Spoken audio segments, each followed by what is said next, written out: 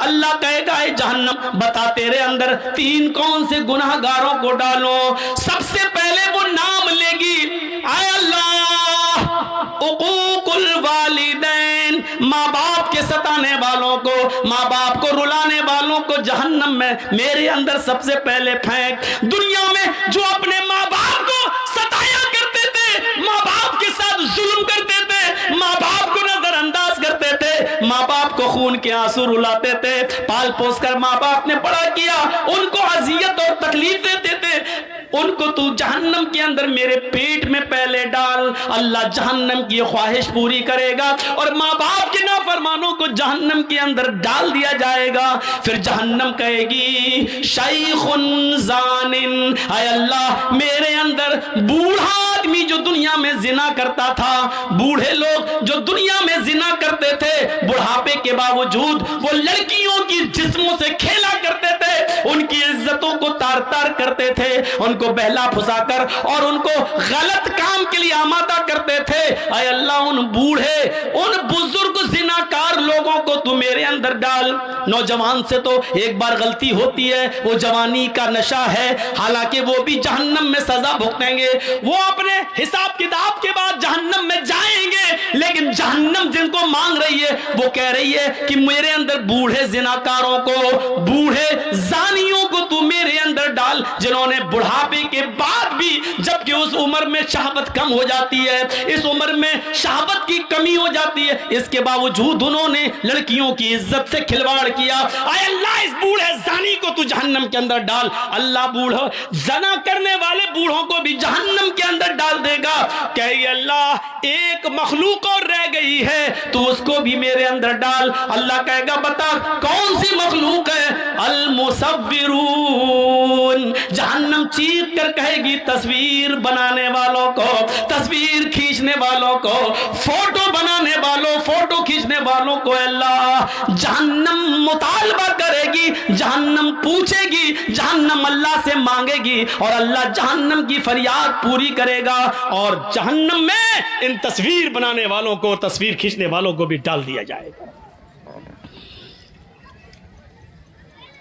ایک چیز ہوتی ہے مجبوری میں کسی چیز کی اجازت دینا. پاسپورٹ بنوانا ہے, ضرورت ہے. آدھار کارڈ میں آپ کا فوٹو لگنا ہے, ضرورت ہے, کھینچ سکتے ہو. بینک میں پاس بک کے اندر اور بینک میں آپ کا فوٹو لگنا ہے, آپ دے سکتے ہیں. ڈرائیورنگ لائسنس میں آپ کا فوٹو لگے گا, آپ دے سکتے ہیں. یہ چیز جائز ہے, ضرورت ہے, آپ دیجئے.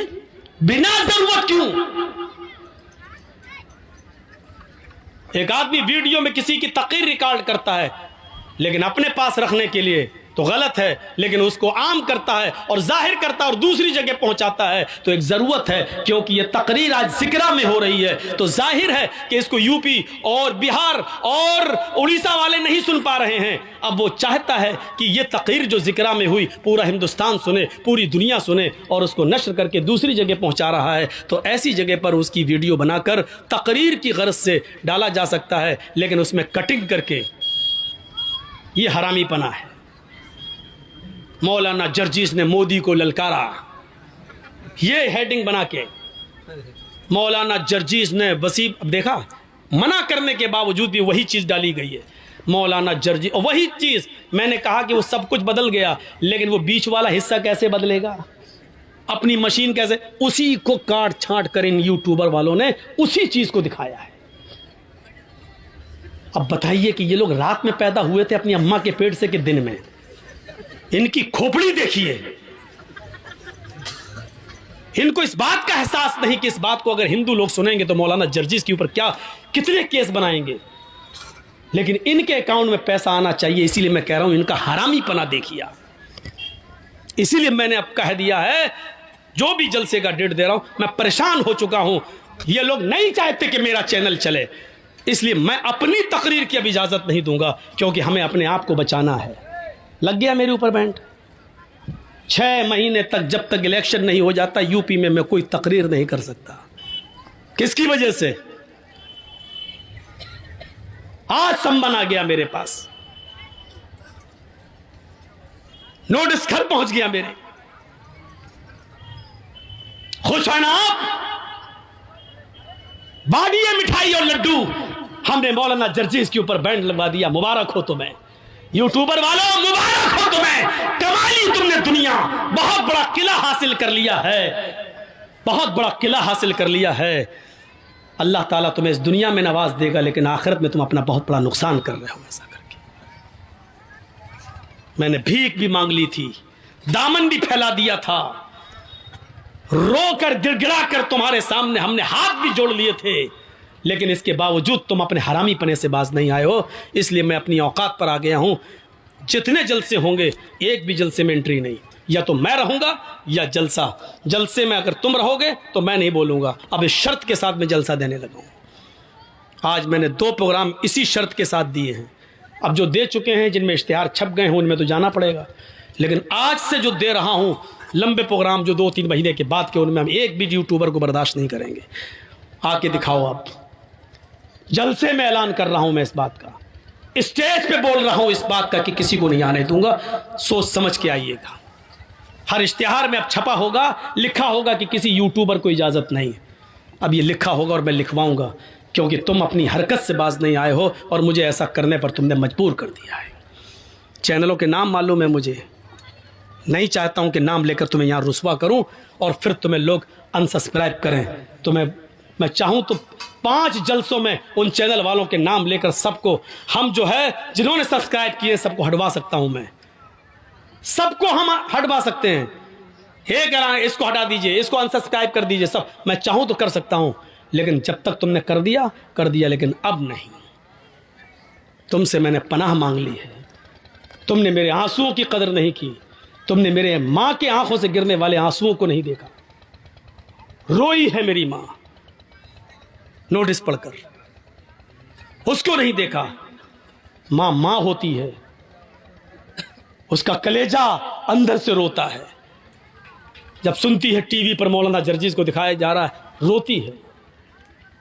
پتہ نہیں کیا کرے ہو. تم نہیں جانتے ہو کہ کتنا خراب دور چل رہا ہے.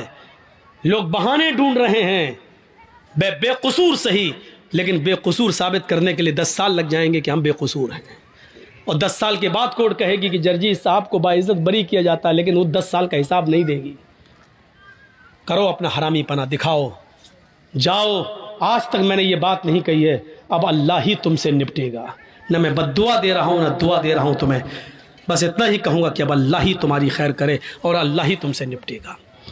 تم نے ہمیں رونے پر مجبور کر دیا, پریشان کر کے رکھ دیا. تم نے کہا بدبو آ رہی ہے, چھوڑ دیا, لیکن اللہ نے منع کر دیا. تو میرے بھائیوں, کسی کو پاور نہیں ہے. اپنی من پسند چیزوں کو لے لو اور اپنی من پسند چیزوں کو چھوڑ دو. یہ اسلام نہیں ہے. پسند آئے تب بھی, نہ پسند آئے تب بھی لینا پڑے گا. فجر میں کون اٹھنا چاہتا ہے؟ کوئی اٹھنا چاہتا ہے؟